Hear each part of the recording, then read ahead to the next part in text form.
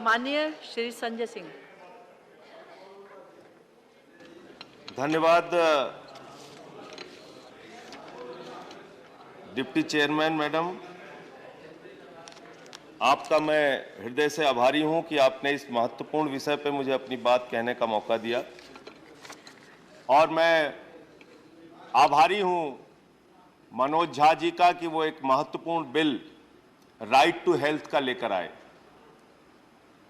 Madam, इस देश में जब ये महसूस किया गया कि लोग भूखमरी का शिकार हो रहे हैं, भूख के कारण मौत हो रही है, तो राइट टू फूड का बिल पास किया गया। जब ये महसूस हुआ कि शिक्षा में देश लगातार पिछड़ता जा रहा, अच्छी शिक्षा लोगों को नहीं मिल पा रही, तो राइट टू एजुकेशन का बिल पास हुआ। आज हम ऐसे हालात में खड़े हैं मैडम, जहां पर कि पूरी दुनिया, न सिर्फ हिंदुस्तान, पूरी दुनिया कोरोना जैसी महामारी से अभी भी जूझ रही है। हिंदुस्तान में भी कोरोना के कारण लाखों लोगों की मौत हुई। और मैडम, हम लोगों ने देखा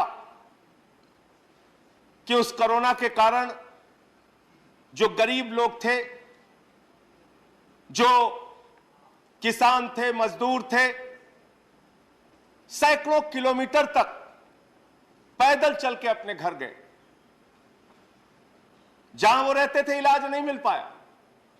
हमने देखा रेल की पटरियों पर जब वो थक गए चलते चलते, बैठकर खाना खाने लगे, नींद आ गई, रेल उनके ऊपर से गुजर गई, उनकी मौत हो गई, लेकिन उनको इलाज नहीं मिल पाया, वो घर नहीं पहुंच पाए। स्वास्थ्य हम लोगों के लिए बहुत महत्वपूर्ण विषय है मैडम। माननीय स्वास्थ्य मंत्री जी यहां पर बैठे हैं और मैं इनका बड़ा सम्मान करता हूं।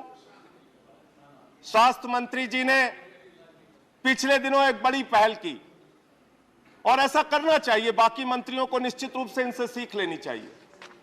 ये स्वयं एक सामान्य नागरिक बनके मैडम जब एम्स अस्पताल में गए तो इनको वहां पर रोक लिया गया, इनके साथ अच्छा व्यवहार नहीं किया गया। हमारे देश के स्वास्थ्य मंत्री मैडम और ये खुद रूबरू हुए कि वास्तव में अस्पताल में किस प्रकार की कठिनाइयों का सामना एक मरीज को या उसके साथ के लोगों को करना पड़ता है। और इसलिए मैं ये बिल्कुल नहीं कहूंगा कि स्वास्थ्य का मुद्दा राजनीतिक मुद्दा नहीं है, ये कहना गलत होगा मैडम।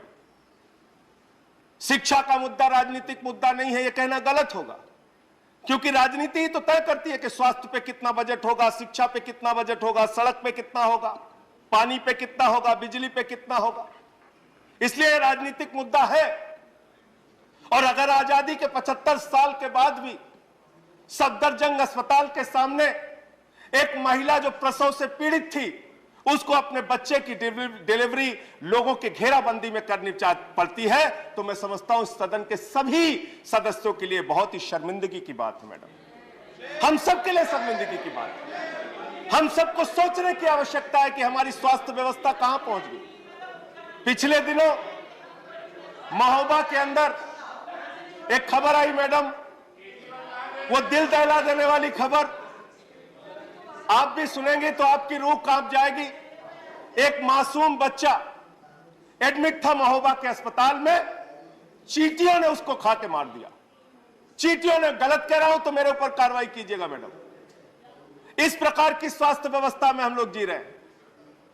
जब केंद्र का बजट आता है, हम पढ़ते हैं कॉर्पोरेट टैक्स पूंजीपतियों का 30% से घटा के आपने 22% कर दिया। 1,45,000 करोड़ रुपए का देश के बजट को घाटा हुआ। जब हम स्वास्थ्य का बजट पढ़ते हैं तो पढ़ते हैं 2%। यह हमारी चिंता है स्वास्थ्य